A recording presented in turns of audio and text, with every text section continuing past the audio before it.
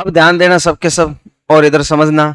Last अपन ने चर्चा की थी किसके बारे में? अवतल दर्पण के बारे में। किसके बारे में? अवतल दर्पण के बारे में चर्चा की थी अपन ने, है ना? लास्ट ध्यान रखना। और अवतल दर्पण के बारे में अपन ने क्या चर्चा की थी वो भी सारा अपन जानते हैं। एक बार पहले अपन थोड़ा सा लिख लेते हैं ना। अवतल दर्पण से बनने वाले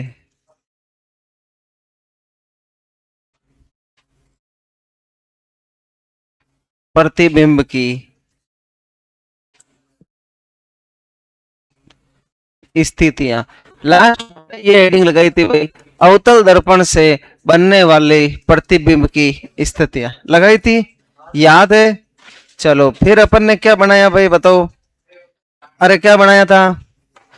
एक डायग्राम बनाया, याद है? किस तरफ परावर्तक सतह थी? ऊपर की ओर। ऊपर की ओर क्या थी भाई? परावर्तक पदार्थ का लेपन था। सतह किधर थी? अंदर की ओर, ध्यान रखना है ना। और फिर अपन ने इसमें लिखा, एक तो कौन लिखा भाई? पी। एक कौन लिखा था? एफ। एक कौन लिखा? सी। और एक कौन लिखा? अनंत। पहली स्थिति कहां बनी? पी व एफ के मध्य। दूसरी स्थिति एफ पर। तीसरी सी व एफ के मध्य। चौथी सी पर। और पांचवी सी से परे। सी से परे, है ना? मतलब सी से परे मतलब सी और अनंत के मध्य, है ना? जो भी है। तो सभी आ गए भाई, सभी आ गए। फिर अपन ने एक डायग्राम बनाया था ऐसा। ये कल बना रखा है इसलिए मैं एक ही पेज पर बना रहा हूँ वापस। कल तो देख लो मैंने अलग अलग बनाए थे बढ़िया आपके लिए, है ना? अब सुन लेना। एक मैंने बनाया था बिंब। क्या बनाया भाई? एक मैंने क्या बनाया? प्रतिबिंब।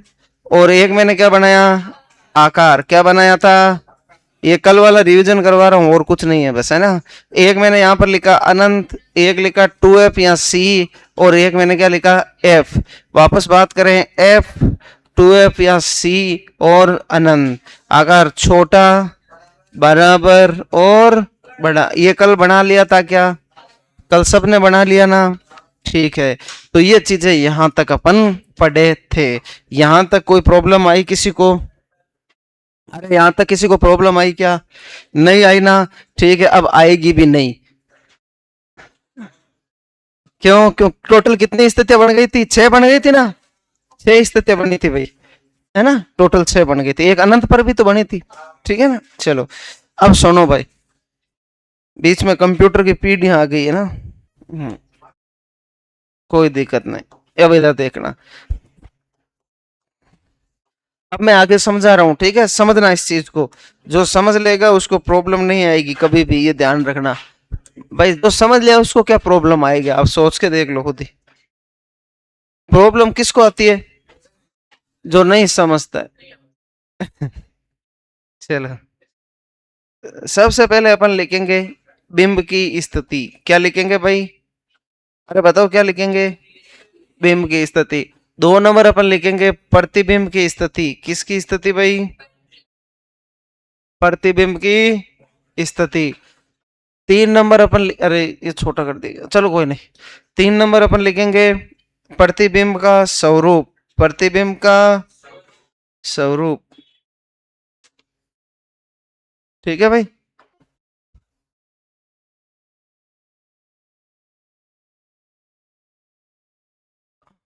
प्रतिबिंब का स्वरूप,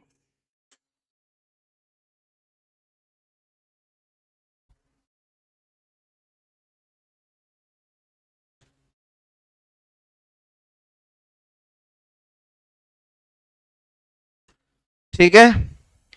और फिर अपन लास्ट लिख इसको कर लेंगे 2। हुए कैसे नहीं? हाँ हो गए ना। ये लो भाई, ठीक है? चलो एक ये और इधर चला गया क्या? वाह। अब सुनो भाई,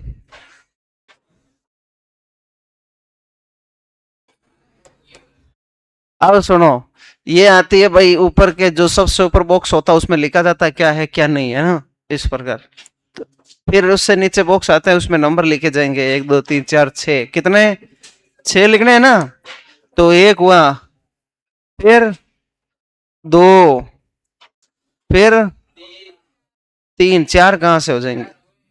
तीन, देखो यहाँ, अरे वो छोड़ दो ऊपर वाला, कितने में? तीन, चार और पांच और छह,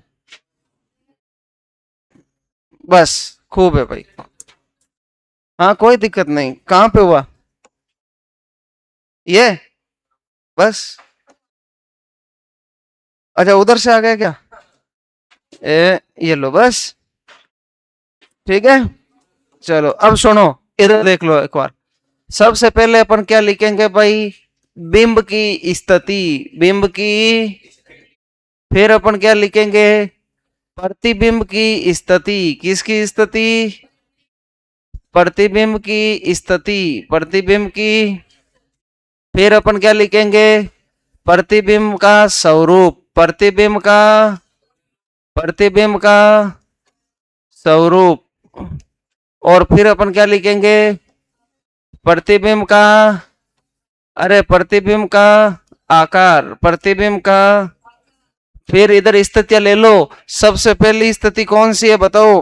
पी वे एफ के मध्य, पी वे एफ के मध्य, एक नंबर है ना, ध्यान रखना।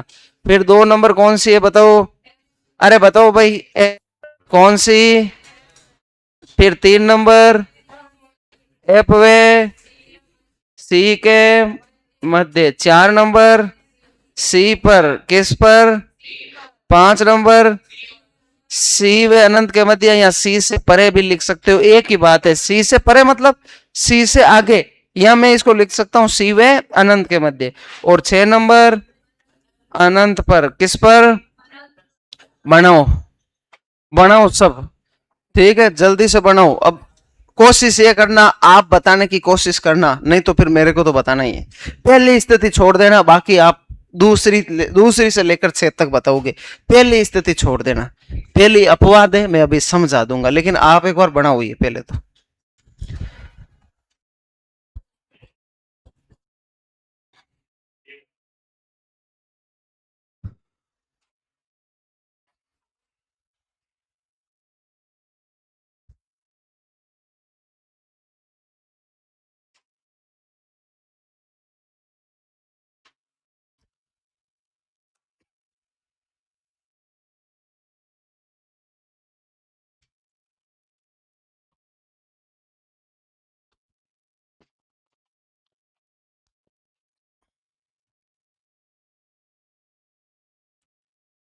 पहली स्थिति छोड़ देना, बाकी आप कोशिश यही करना दोस्तों, इसको जितना जल्दी हो सके उतना जल्दी मेरे को आंसर बता देना। अब आंसर किसके द्वारा बताओगे? कल मैंने एक बनाया था, याद है ना? अरे वो इतना सा बॉक्स बनाया ये वाला, इसके द्वारा आप आंसर बता पाओगे मेरे को।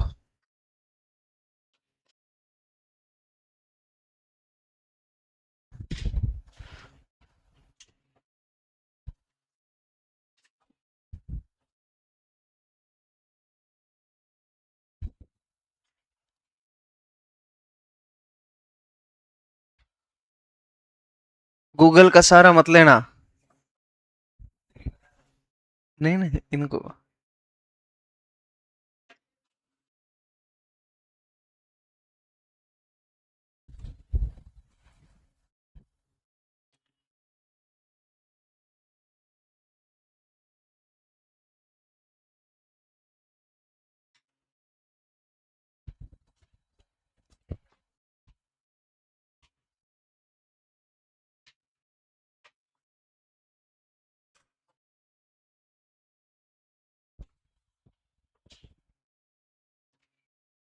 ठीक है। तो अपन ने लिखा एक बिंब की स्थिति, एक लिखा प्रतिबिंब की स्थिति, एक लिखा प्रतिबिंब का स्वरूप, और एक लिखा प्रतिबिंब का आकार। तो ये सारी अपन ने जो ये इसमें लिख लिया, ये आप लोग बता सकते हो। अब दोस्तों सुन लो, अवतल दर्पण में जो प्रतिबिंब बनते हैं वो कैसे बनेंगे? अरे कैसे बनेंगे? वास्तविक व उल्टे। आभासी क्यों बनेंगे? वास्तविक बताया था ना मैंने, लिखा रखा अवतल दर्पण, पढ़ो, लिखा रखा है ना वास्तविक। अरे लिखा या नहीं लिखा? तो फिर वास्त उल्टे क्यों बोल रहे हो? सॉरी, आभासी क्यों बोल रहे हो? कोई दिक्कत नहीं, अभी वापस समझ लेंगे, टेंशन मत करो, चीज समझ में आनी चाहिए चीज तो। हाँ भाई, तो ये बना लिया क्या सबने? जल्दी बनाओ भाई।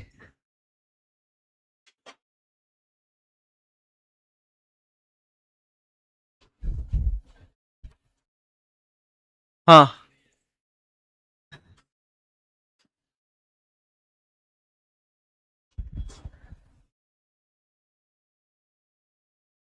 अब सुनो भाई, थोड़ा सा ध्यान देना सबके सब।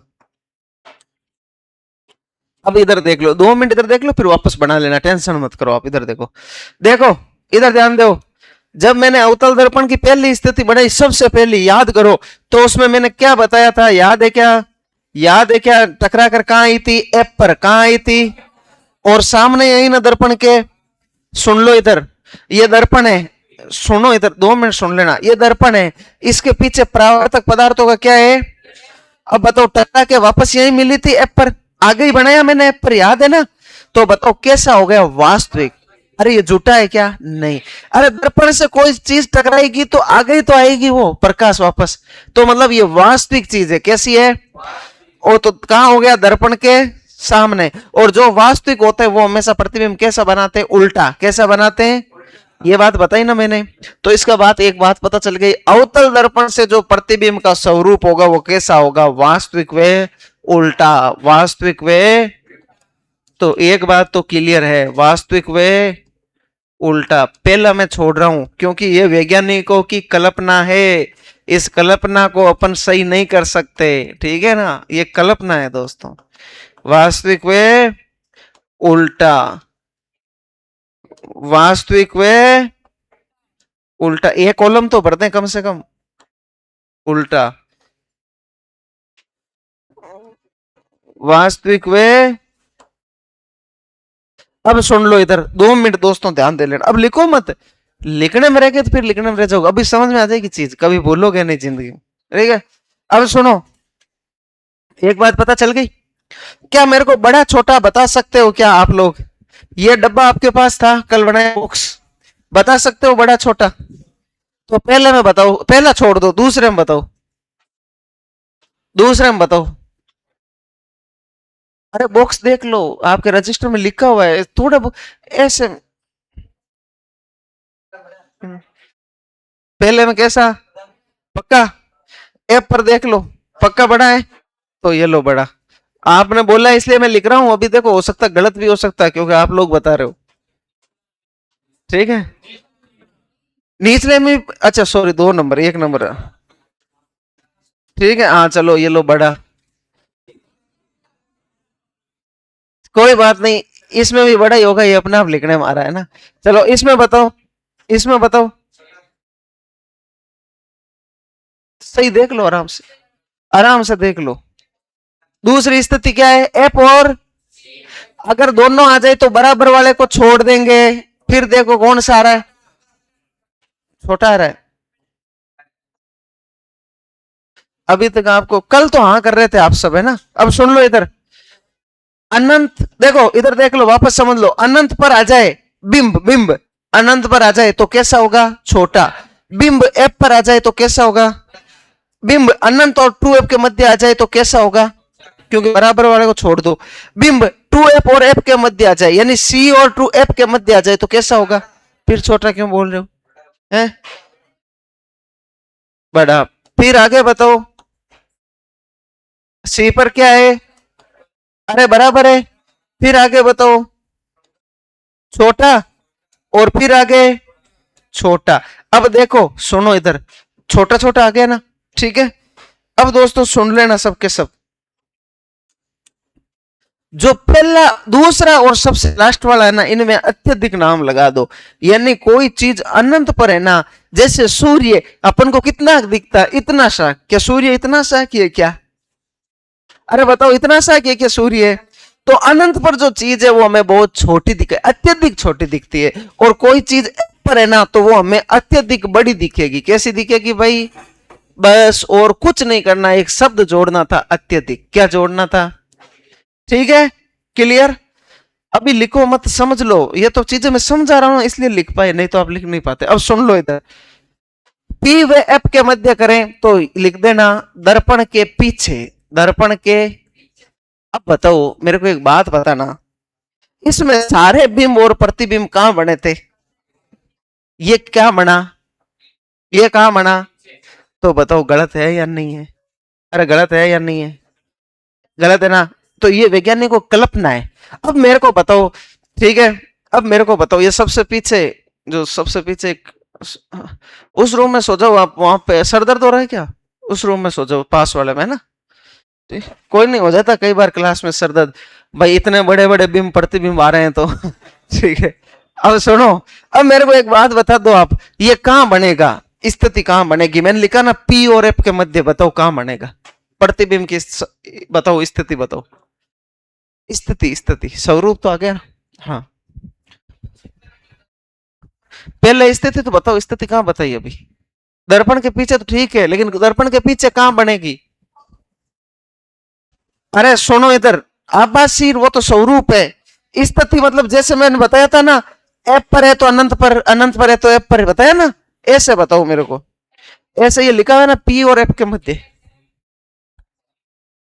चलो कोई दिक्कत नहीं, इधर सुन लो, कोई टेंशन मत करो। अब बताओ बाकी सब कहां बनेंगे? दर्पण के सामने, दर्पण के, दर्पण के, इसमें भी मैं यही लिख दूं, दर्पण के सामने, दर्पण के सामने, इसमें भी यही लिख दूं, दर्पण के सामने, क्योंकि बाकी सब में कहां लिख रहे हैं बताओ? दर्पण के सामने। अरे बाकी सब में कहां है बताओ? दर्पण के सामने, ठीक है, ये लो सब में लिख देता हूं, दर्पण के सामने, और इसमें भी लिख दूं भाई दर्पण के सामने। अब मेरे को बताओ एफ पर है तो कहां बनेगा? कहां बनेगा? सीधी बात है। अब मेरे को बताओ एफ और सी के मध्य है तो कहां बनेगा? सी से परे, सी से परे, सी पर है तो कहां बनेगा? सी पर ही, सी पर ही बनेगा। और सी से परे है तो कहां बनेगा? इधर देखो, सी से परे मतलब सी और अनंत के बीच में, सी और अनंत के बीच में तो कहां बनेगा? एफ और, सीधी बात है ना, एफ और, एफ वे सी के मध्य, एफ वे सी के मध्य। अब सुनो, अनंत पर है तो कहां बनेगा? ये लो एफ पर, कहां पर बनेगा? एफ पर। ऐसा ही मैं पूछ रहा हूं पहले का, अब समझे ना? इधर देखो 2 मिनट सब इधर देख लो, अरे 2 मिनट सब बना इधर देख लेना। अब मैं पूछ रहा हूं पी वे एफ वाला कहां बनेगा बताओ? अभी आप बोल रहे थे ना स्वरूप, वो स्थिति स्वरूप है ना, तो अब बताओ मेरे को, जैसे ये लिखे ना अपन अनंत पर सी से परे, तो अब इसका बताओ पी वे एफ वाला कहां बनेगा? एक बात बता दूं, पी का पी रहता है, सी का सी रहता है, पी का पी रहेगा, सी का क्या रहेगा? सी। अब बता दो आप।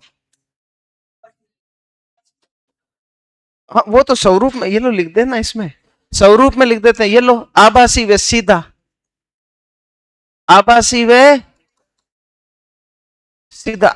सुनो इधर सुनो, आभासी सीधा क्यों लिखा? क्योंकि कोई भी चीज दर्पण से टकराएगी तो वापस आएगी ना। अब वैज्ञानिकों ने कहा यह प्रतिबिंब कहां बनेगा? पीछे की ओर। तो बताओ पीछे की ओर कोई चीज बनेगी क्या? झूठी है, आभासी है ना। अरे दर्पण में तो प्रकाश किरणें आर पार ही नहीं होती, दर्पण के पीछे ऐसे थोड़ी है कि सर हमारा रूम है आगे 10 मीटर है तो दर्पण के पीछे भी 10 मीटर रूम है क्या? नहीं है, वो तो आभासी है। दर्पण के अंदर कोई रूम है क्या? बता दो मेरे को। सुनो मेरे बात वापस सुन लो, मैं मान लो दर्पण में हूं और मेरा प्रतिबिंब दर्पण में खड़ा है, क्या वो वास्तव में खड़ा है क्या? वो तो आभासी, समझे ना? तो बताओ ये कैसा होगा? आभासी।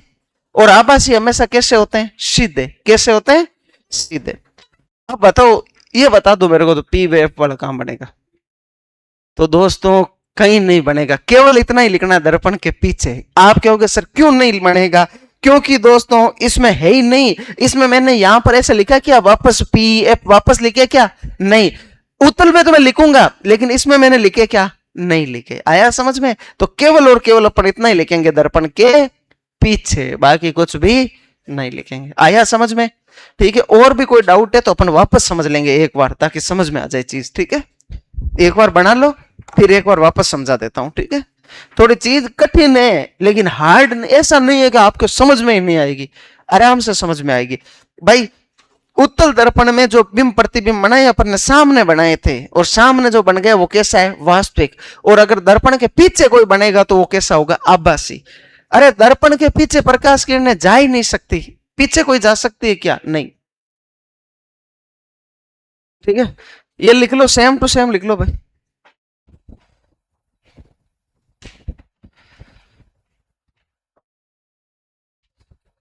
हाँ, एक काम करना, पहले है ना, ये आपको दिख रहे हैं क्या यहाँ पर अनंतर, ये स्पष्ट दिख रहे हैं ना, नहीं दिखे तो पूछ लेना, गलत मत लिखना। नहीं तो मैं एक काम कर सकता हूं आपके लिए भाई, पहले ये लिख लो दर्पण के सामने, ये मिटा के फिर वो लिख दो। ये दिख रहा है तो कोई टेंशन नहीं, ठीक है। हाँ, फिर कोई समय, क्योंकि गलत लिख लोगे ना आंसर गलत कर दोगे, एक नंबर चला जाएगा, जबकि एक नंबर सीधा मिल रहा है ये अपन को। जो प्रतिबिंब वास्तविक बनते हैं वो कैसे बनते हैं, उल्टे। और जो प्रतिबिंब आभासी बनते हैं वो कैसे बनते हैं, सीधे।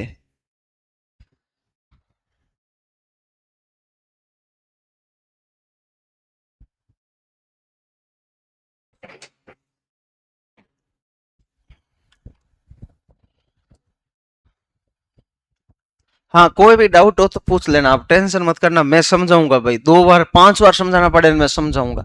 जो चीज कठिन होगी मैं 10 बार समझा दूंगा। चीज कठिन नहीं है, उलझा देती है अपन को, जब ज्यादा शब्द हो जाते हैं ना तो उलझ जाते हैं अपन, समझ नहीं पाते हो क्या रहा है। चीज कठिन नहीं होती, समझ गए।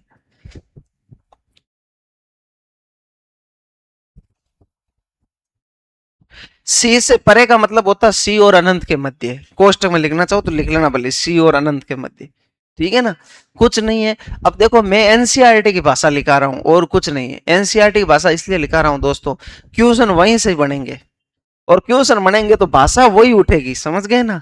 और भाषा वो उठेगी तो हमारे भाषा समझाने में काम आ जाएगी, लेकिन शब्द वो ही आएंगे, समझ गए ना आप ये चीज।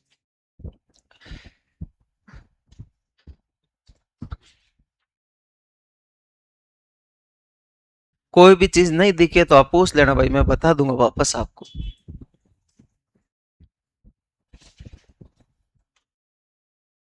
एक बार वापस समझाऊंगा मैं, टेंशन मत करना हो।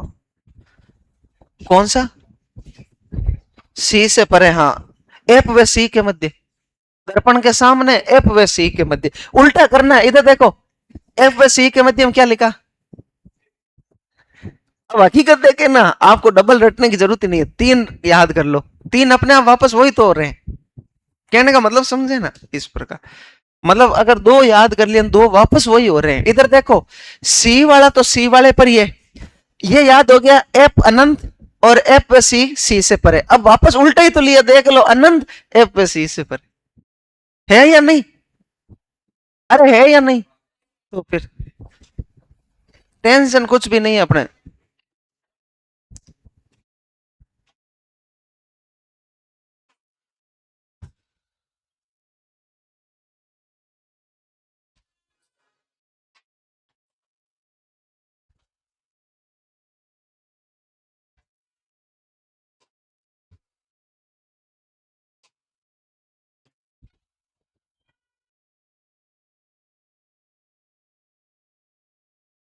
वो बॉक्स याद करिए थे ना 3 वाला, तो आपको समस्या नहीं आती फिर कोई। अब मेरे को आपको बताना पड़ रहा है वापस पीछे लेके, भाई देखो बराबर है ना। वो 3 वाला बॉक्स याद करिए थे ना, ये सारे अभी हाथों हाथ बता देते। अब आपको पता है अनंत पर है तो वो एफ पर होगा, सी पर है तो सी पर, है ना, एफ पर है तो अनंत पर, है ना। एक ध्यान रखना, पी का पी रहता है और सी का सी रहता है, हो ये चीज ध्यान रख लेना। देख लो यहाँ पर सी पर आया तो वापस सी पर ही आया, और पी पर आता ना तो भी वापस पी रहता, क्या रहता, पी। अब यहां पर मैंने क्यों नहीं लिखा, उसका लिखने का नहीं कारण मैंने बता दिया, क्यों, क्योंकि उस और कोई भी इनकी मुख्य अक्ष नहीं होती है। अगर मुख्य अक्ष नहीं है तो पी एफ होंगे क्या, नहीं होंगे, सीधी बात।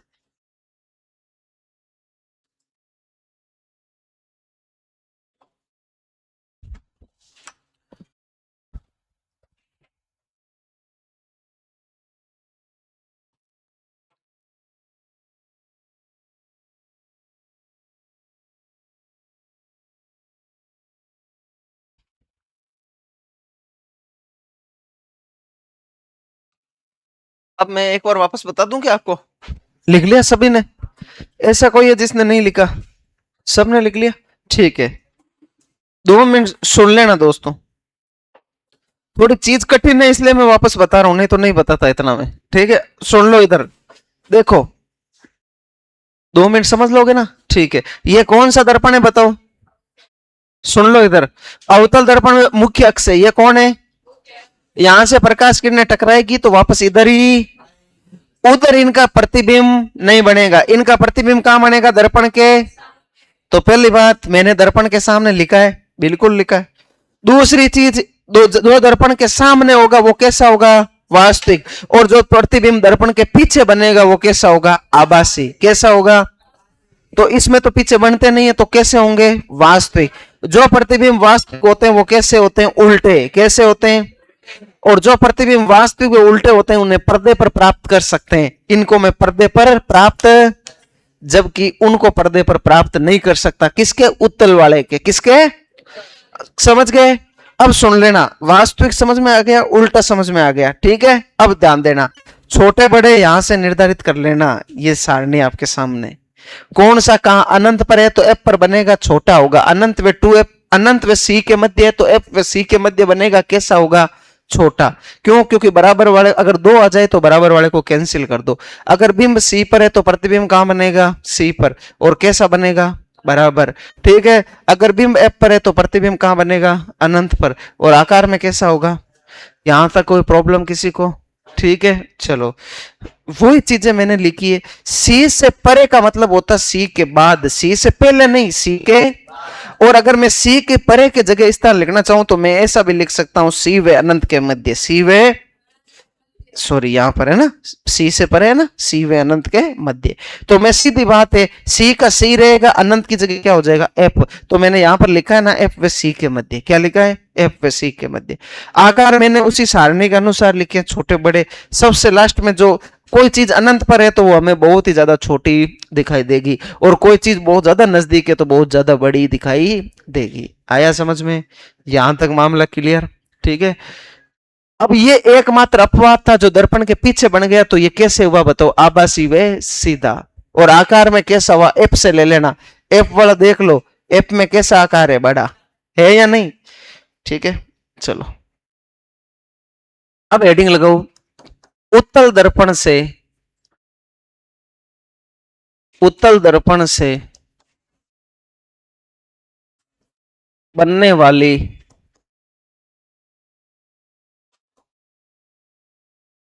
प्रतिबिंब की स्थितियां।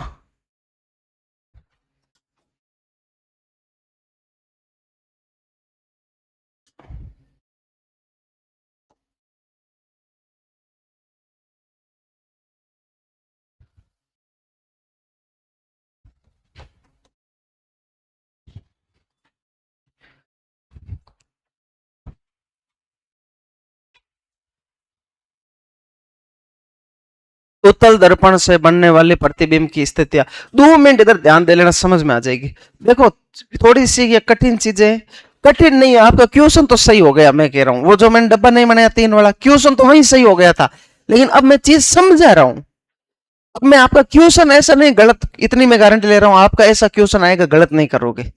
गलत तभी करोगे जब आप बिल्कुल पढ़ोगे ही नहीं कि साहब हम तो उस डब्बे को भूल गए कि वो डब्बा भी था क्या, एक बॉक्स बनाया था क्या आपने। ठीक है, अब सुनो, क्या मैंने आपको ऐसा ही बनाया क्या? उत्तल दर्पण ऐसा ही बनाया था, याद है?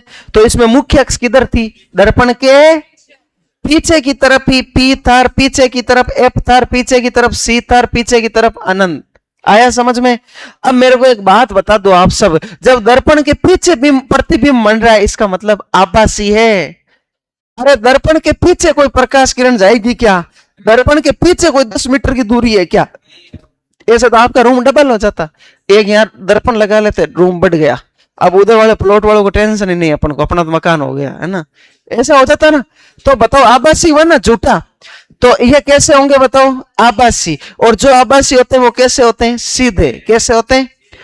अब बताओ, उत्तल दर्पण में एक मैंने लाइन लिखाई थी, यहां पर प्रतिबिंब छोटे बनते हैं, याद है? इसमें मैंने नहीं लिखाया था बड़ा बराबर, कुछ भी नहीं लिखाया। क्या लिखाया?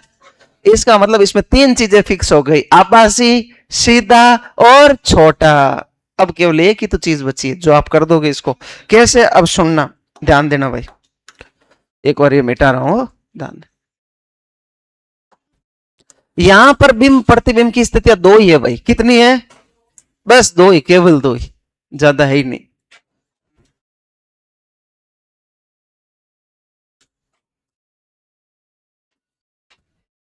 बस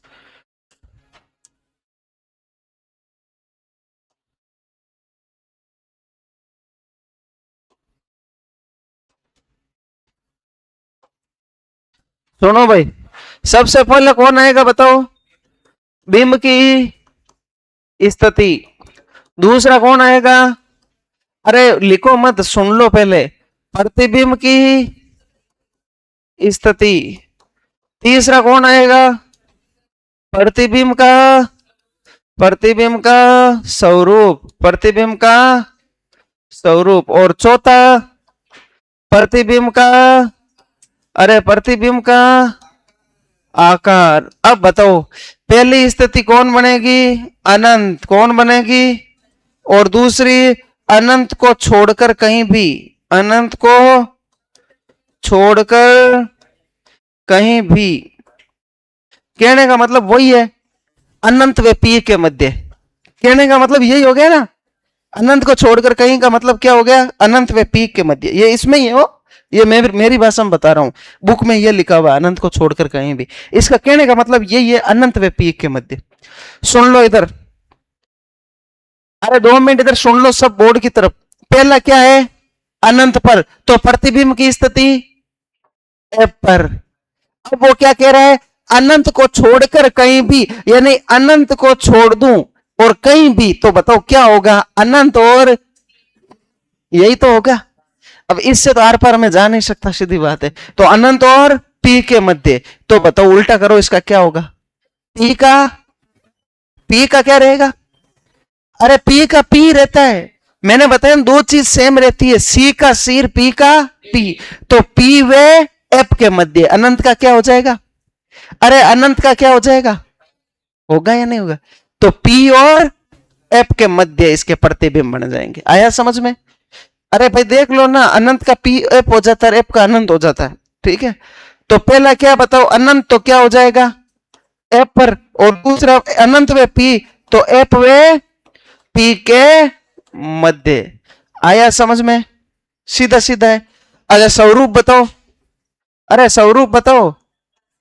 आभासी वे, और कोई भी चीज अनंत पर है तो वो अत्यधिक छोटी दिखेगी। कैसी दिखेगी?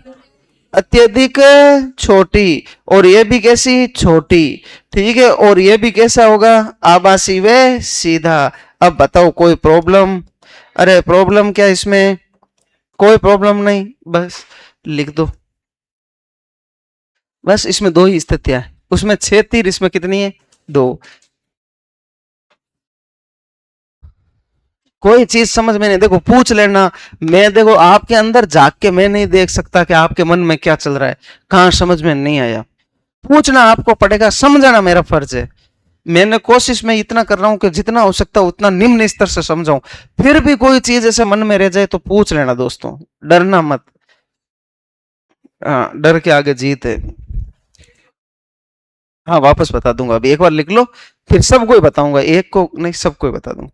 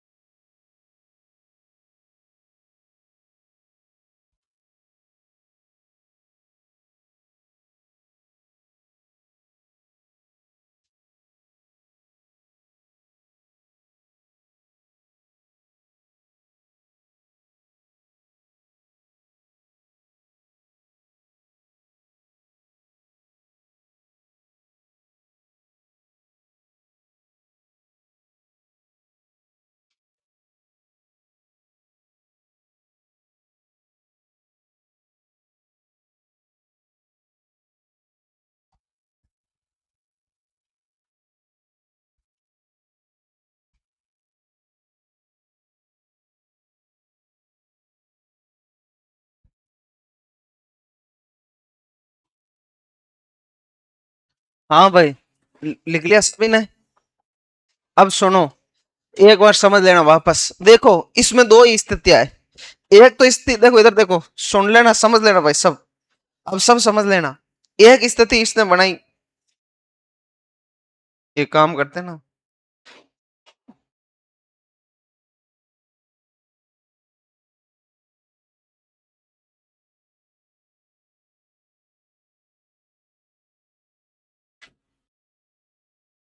ऐसा ही बनाया था।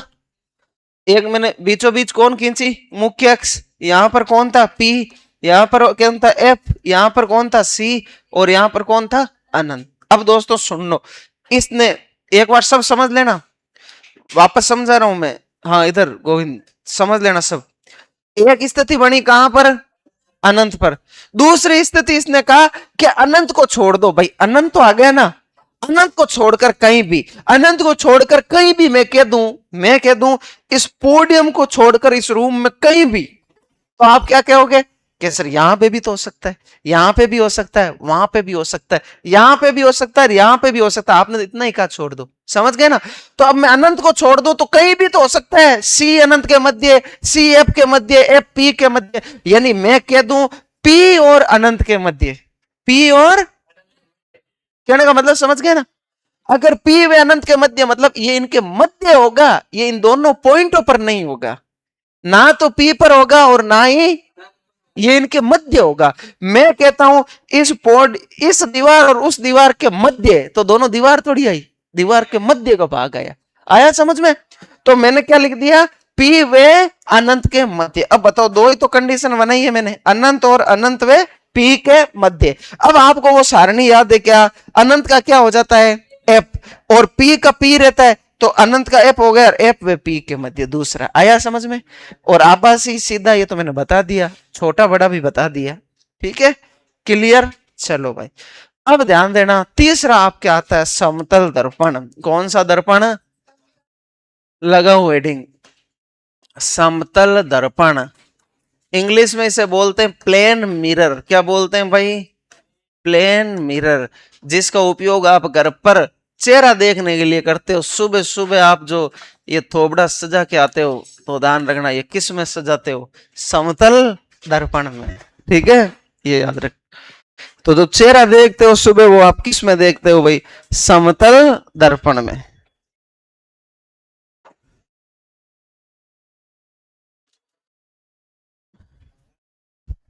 क्या, काश देखो ही नहीं, तो जवानी चली गई होगी। किशोर अवस्था में व्यक्ति क्या करता है, चेहरा ज्यादा देखता है।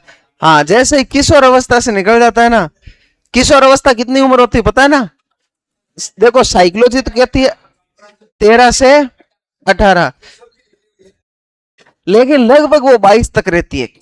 उसका क्रेज खत्म नहीं होता, 22 तक रहता है। लेकिन जैसे ही व्यक्ति 22-25 से ऊपर निकल जाए ना, फिर तो दर्पण का है कोई लेना देना ही नहीं है, तैयार होके आना है बस। अब सुनो, सुन लो दोस्तों, 2 मिनट अब सब सुन लो, अब समझ लो, बस अपने बात खत्म करते हैं। समतल दर्पण का उपयोग किस में करते हैं, तो ध्यान रखना, समतल दर्पण का उपयोग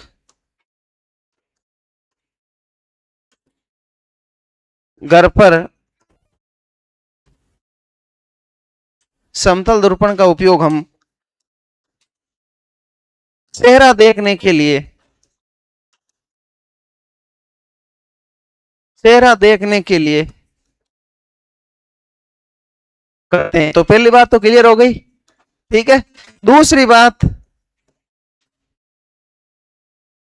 समतल दर्पण में बनने वाले प्रतिबिंब,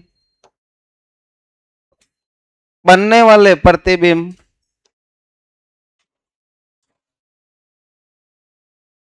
आभासी कैसे होते हैं भाई, झूठे होते हैं। सीधा वे बराबर, सॉरी बड़ा क्या, वे बराबर होते हैं, कैसे होते हैं? बराबर। देखो सुन लो इधर, एक तो प्रतिबिंब आभासी होता है, सीधा होता है, बराबर होता है। जितने आप हो उतने ही प्रतिबिंब होगा। ऐसे नहीं आप 5 फुट के राइट दर्पण में 6 के दिख रहे हो, कभी नहीं। 5 हो तो 5 को दिखोगे, 6 हो तो 6 के दिखोगे, समझ गए? लेकिन पार्श्व परिवर्तित होते हैं, साइड चेंज होती है। अब देखो मैं ऐसा खड़ा हूं, अगर दर्पण में मेरे सामने वो खड़ा है ऐसे, तो इसका ये वाला हाथ इधर होना चाहिए था ना, जबकि अपने दर्पण में तो ये वाला हाथ उसके इधर आ जाता है, दिखता हुआ ऐसा, लेकिन ये हाथ इधर आ जाते हैं, तो साइड चेंज होती है, ये ध्यान रख लेना, ठीक है ना? इस प्रकार। तो समतल दर्पण में बनने वाले प्रतिबिंब, बनने वाले, लिख दो साथ साथ में, लिख दो भाई, प्रतिबिंब की पार्श्व परिवर्तित होते हैं।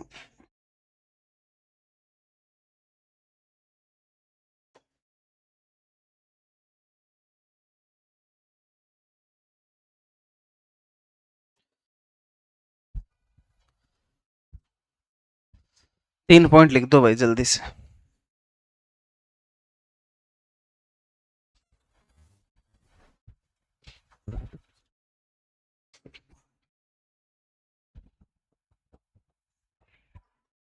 एक एक हुआ तो भी 2-3 मिनट और, एक पॉइंट और लिख लेते हैं फिर, हुआ है ना?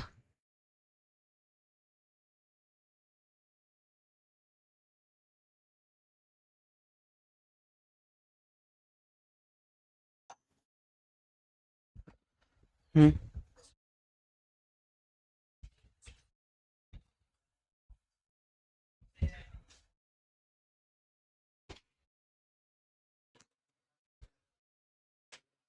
चलो भाई, लिख लिया क्या? अरे ये तीनों पॉइंट लिख दिए। तो समतल दर्पण का उपयोग हम चेहरा देखने के लिए करते हैं। समतल दर्पण में बनने वाले प्रतिबिंब आभासी, सीधे व बराबर होते हैं, और प्रतिबिंब के पार्श्व क्या होते हैं भाई? परिवर्तित, साइड चेंज होती। चलो अब सुनो अगला पॉइंट। जैसे मान लो ये कोई आदमी है 6 फीट का, कितने फीट का? ये दर्पण है, तो इसको अब स्वयं को पूरा देखना दर्पण में, मतलब दर्पण में स्वयं को पूरा देखना है। कहां को दर्पण? ठीक। अब सुनो,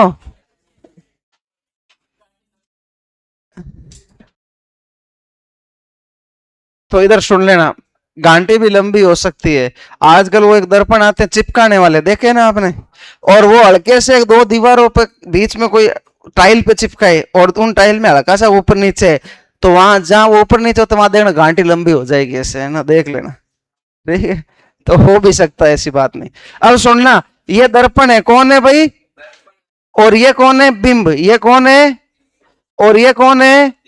प्रतिबिंब। तो इस व्यक्ति को स्वयं को पूरा देखना है, तो कित दर्पण की जो है लंबाई कितनी होनी चाहिए? 6 से ऊपर, बहुत बढ़िया। और बताओ। तो सुनो, 3 फीट, कितने? 3 फीट या उससे अधिक, 3 फीट या उससे, यानी वस्तु की आधी हाइट की तो दर्पण होना ही चाहिए।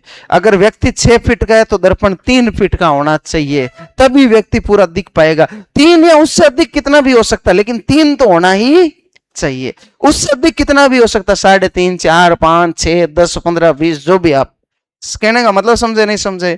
ठीक है, ये चीज तो ये तो सीधा ही लिख लो आप, मैं बोल ही देता हूं इसको, क्या बोल, लिखो। वस्तु, वस्तु की लंबाई के बराबर, वस्तु की लंबाई के बराबर,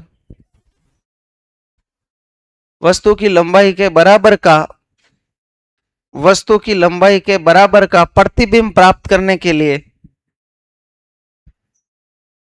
प्रतिबिंब प्राप्त करने के लिए, प्रतिबिंब प्राप्त करने के लिए दर्पण की लंबाई, दर्पण की लंबाई, दर्पण की लंबाई वस्तु की लंबाई, वस्तु की लंबाई, वस्तु की लंबाई की कम से कम आधे, वस्तु की लंबाई की कम से कम आधे, कम से कम आधे के बराबर, कम से कम आधे के बराबर या उससे अधिक होनी चाहिए। कम से कम आधे के बराबर या उससे अधिक होनी चाहिए। देखो वस्तु कितनी, 6 फीट की, प्रतिबिंब कितनी, 6 फीट की। और दोस्तों ध्यान रखना दर्पण, हाँ, दर्पण की लंबाई कितनी, 3 फीट या अधिक, 3 फीट या उससे, लिख दो, ये भी लिख दो भाई, अरे ये भी लिख दो, वस्तु की लंबाई लिख देना पूरा, वस्तु की लंबाई, प्रतिबिंब की लंबाई और दर्पण की लंबाई लिख दो, ताकि थोड़ा ध्यान में रह जाएगा आप लोगों के, ठीक है ना, और कुछ नहीं बस।